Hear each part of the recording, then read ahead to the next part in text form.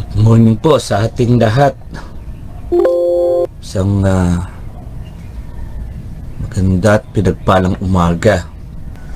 Okay, tayo pong lahat ay nasa day 26 ng ating Bible reading po. Matatagpuan sa Exodus 6, 1 to 13.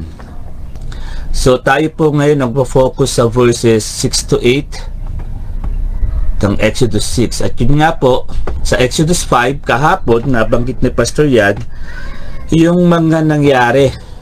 At ang pinaka nakakalungkot dito, nasisi si Moses at si Aaron dahil sa kanilang mga ginawang pagsabi sa pero sa mga plano ng Diyos para sa kanyang bayang Israel, pati sila ay nadamay, no?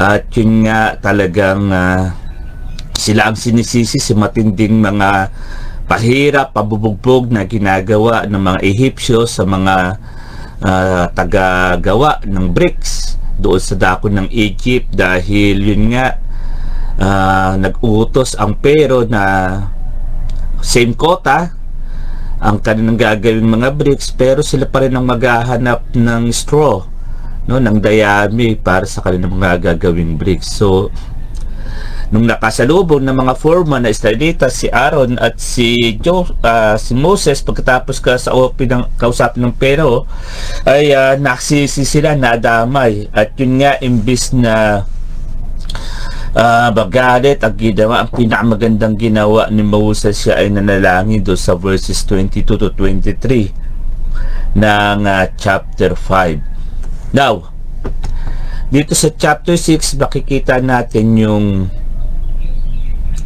sagot ng ating Panginoong Panginoong Diyos sa dalangin ni Moses.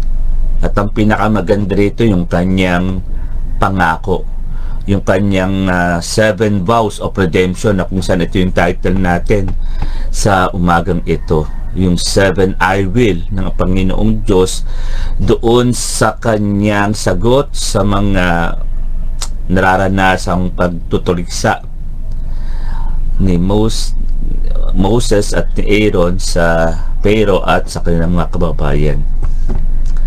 At ang sabi dito sa verses 6 to 8, kaya sabihin mo sa mga Israelita, ako ang Panginoon, palalayain ko kayo sa pagkaalipin sa Ehipto.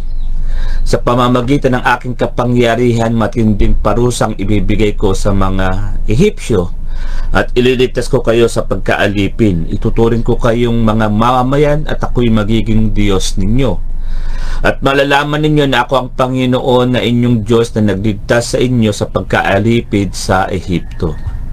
Dadalhin ko kayo sa lupang ipinako kong ibibigay kina Abraham, Isaac at Jacob. Ibibigay ko sa inyo bilang pag-aari ninyo. Ako ang Panginoon. So ang sabi ng ating Diyos sa kanila, I am the Lord. I will bring you out from under the burdens of Egyptians. I will rescue you from their bondage. I will redeem you with an outstretched arm and with great judgments. I will take you as my people, and I will be your God. Then you shall know that I am the Lord. I am Yahweh. I am the Lord your God. And I will bring you into the land I swore to give to Abraham, Isaac, and Jacob, and I will give it to you as your heritage or inheritance. So, nakita natin dito, no, hinayag ng ating Diyos yung kanyang pangako, kung bakit kailangan niyang ialis sa pagkaalipin ang bayang Israel mula sa Ehipto, upang ang kanyang mga pangakong ito ay mangyari. So ano yung makikita natin mga insight dito po sa binasa natin verses 6 to 8 ng chapter 6. Naririnig ng Diyos ang ating mga pagdaing, no? At ang Panginoong Diyos ay pwede natin sabihin, He hears before He acts, no? He read before acting. Inaantay ng Diyos ang ating manghinaing maaring mga katanungan na laman ng ating mga puso na ating dinadala sa ating mga panalangin. Kaya nga ipinayag ng Diyos dito sa chapter verse 6, narinig ko ang pagdaing, kaya't sabihin mo, no? Sabihin mo, sabi ng ating Panginoong Diyos, I am the Lord and I will bring you from under the yoke of Egyptian. Sabi ng ating Panginoong Diyos. So, yun nga, nanalangin ng Moses at sa kanyang panalangin tumugon ng ating Panginoong Diyos. At sa kanyang pagtugon, hindi lang siya kumilos nang wala, no? O kumbaga, walang laman ng vacuum. Di po ba? Na-validate niya yung suffering na pinagdaraan ng kanyang bayang Israel at pinakita niya yung tamang panahon na kung saan siya ay kumilos. Ang kanyang kapangyarihan ay kumilos upang iligtas ang mga tao sa kanilang kahirapan. At yun nga po, sa kanyang takdang panahon, nangyari ang kanyang layunin. Ganoon din po sa ating mga panalangin, sa ating mga hinaing, sa ating Panginoong Diyos. Siya po ay nakikinig at sa kanyang tamang panahon, sa kanyang kapangyarihan, gagawin niya ang tamang pangkilos. At dahil doon makikita natin yung pain, no?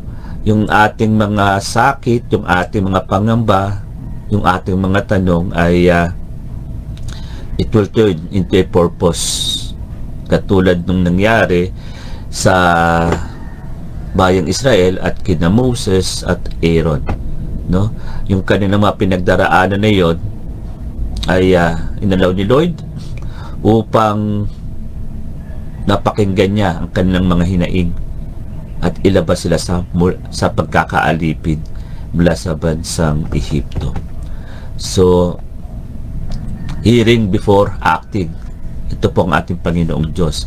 Pangalawa ay pwede natin sabihin pagkatubos sa pamamagitan ng kanyang mga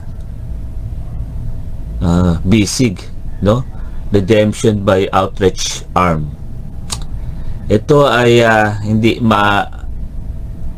dahilan ng pagtakas, no? Para sabihin natin na basta lang gagawin ng Diyos na itakas sila, kundi ito ay isang dakilang paghatol ang ibinigay ng Diyos sa mga Ehipsyo na siyang umalipin sa kanyang bayang Israel, foreshadowing na kung paano ating Panginoong Yesus ay napako sa krus at yun nga tayo ay pinalaya mula sa ating pagkawasak dahil sa ating mga kasalanan na siyang nagiging chain, no? Kung bakit tayo ay patuloy nakakaranas ng mga suffering and agony, even ng mga karamdaman, doon tinapos ni Kristo sa krus. So foreshadowing ang nangyaring ito. Ang sabi nga doon ay sa verse 6, I will redeem with outstretched arm and great judgment. Hindi ito isang passive na pagkilos o pagsasabi.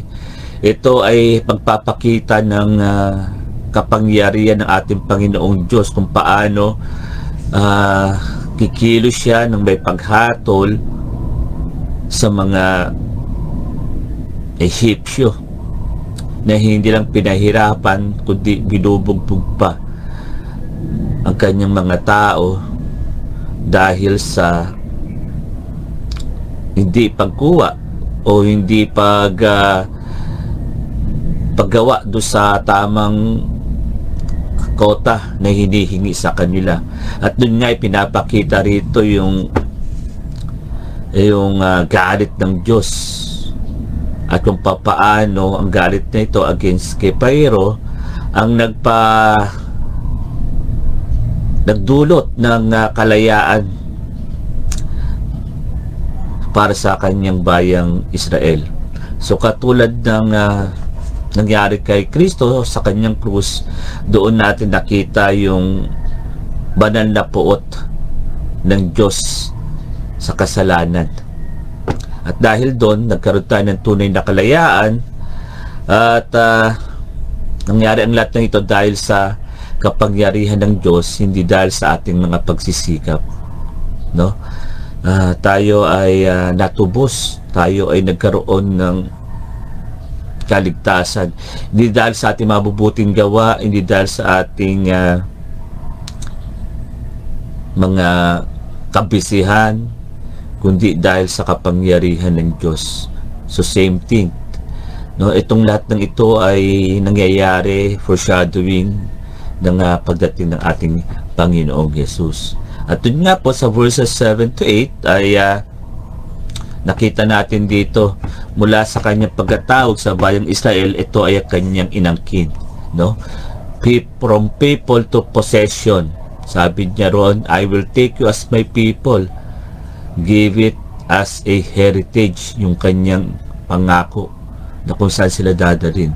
So from deliverance to inheritance. At yun nga ay talagang pwede natin sabihin heavenly sonship, no? Yung pagkakasabi ng ating Panginoong Diyos na noon pa man, kahit ito ay nangyari sa kanyang bansang pinili, bayang pinili, even today, mga kapatid, tayo ay patuloy na inaangkin ng ating Panginoong Diyos. Kaya nga po, yung mga nangyayari, no, yung adoption, nabanggit doon yung adoption, yung inheritance, ay ito ay pagpapakita na eternally tayo ay secure sa ating mga identity, sa kabila ng mga paghihirap, sa kabila ng mga pinagdaraanan natin.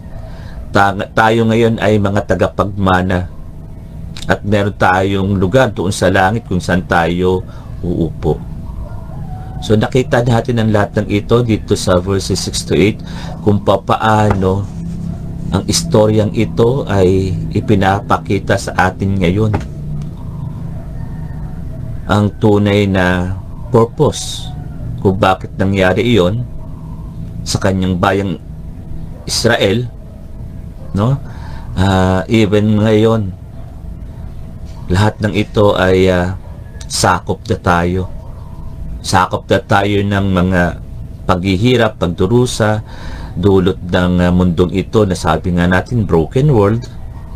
Sakop na tayo ng mga sumpa, dulot ng kasalanan. Pero ang kagandahan, may purpose ng Lord sa lahat ng ito. Tayo ay kanyang itatawid doon sa lupang pangako na minsan mahirap maintindihan at manaunawaan, pero yun nga ang kanyang hinihiling lang sa atin ay kilalanin siya ng gusto, no? Yung kanyang mga pangako, yung kanyang covenant sa bawat isa na kung saan naroroon ang kanyang pagliligtas o redemption. Kaya po ang pwede kong iwan sa ating lahat dito sa mga panata o sa mga pangako ng ating Panginoong Diyos sa verses 6 to 8, saan dito yung tumutugon sa ating kasalukuyang pasaning Ehipto o Egyptian burden, no? Saan dito at paano na ito patutunayan na ang Diyos, na ang Yahweh ay siyang maglalabas sa atin dito sa mga pasanin na ito. Kaya kung ating nanamnamin yung verses 6 to 8, napakaganda. Sa mga panahon na maraming tanong, maraming pagdurusa at paghihirap, napakaganda balikan ito. Yung sinasabi ng ating Panginoong Diyos dito na I will, no? Because I am the Lord. So, sa mapagpalang umaga po sa inyong lahat. So tayo pong lahat ay manalangin at magpasalamat sa mga pangako na ito ng ating Panginoong Diyos na ang pagtubos ay laging available para sa ating lahat. Dakilang Diyos, muli ang aming pasasalamat dahil ikaw ang Diyos na makapangyarihan. Ipinakita mo ang kwentong ito dito sa Exodus 6 na kung paano narinig mo ang daing ng iyong bayang Israel at ginamit mo si Moses na bagamat sinisisi na dadamay dahil sa kanilang mga paghihirap at pagdurusa, still, O Lord, ang iyong pagtubos ay hindi kailanman kayang pigilin ni numan. Lord, sa aming mga buhay, may mga pero kami, may mga Egypt burden kami, Lord. Ang aking dalangin, Panginoon, makita namin ang iyong kapangyarihan na kumikilo sa aming mga buhay upang patuloy na i-affirm sa amin na ikaw ang aming Diyos. Kami ay iyong inadapt. Kami ay binigyan mo ng inheritance at dahil dun, Lord, ito ang aming mga motivation na harapin ang lahat ng mga pagdurusa sa mundong ito na nasira dahil sa kasalanan, dahil sa gawa ng kaaway na patuloy na humikilos sa bawat buhay, even sa buhay ng mga anak mo na nagmamahal sa iyo. Kaya Lord, manli sa aming mga araw-araw na ginagawa, makita namin na kahit kami ay nasa spiritual battle, Lord, alam namin ang katagumpayan ay nasa amin na sa pamamagitan ng krus ni Kristo na kung saan ipinakita niya rito ang kanyang kapangyarihan talunin ang kamatayan dulot ng kasalanan. Lord, patuloy na magtiwala kami sa iyo, manampalataya ka sa iyo, panghawakan ang iyong mga pangako at patuloy na mabuhay ng punong-puno ng pag-asa at punong-puno, Panginoon, ng determination na may langit na nag-aantay sa amin na kung saan doon ay tunay na mararanasan ang tunay na kaligayahan sa piling mo, sa harap mo, na ma-amaze kami, O Lord, sa iyong glory dahil utunay, O God, ikaw ang Diyos na kahanga-hanga.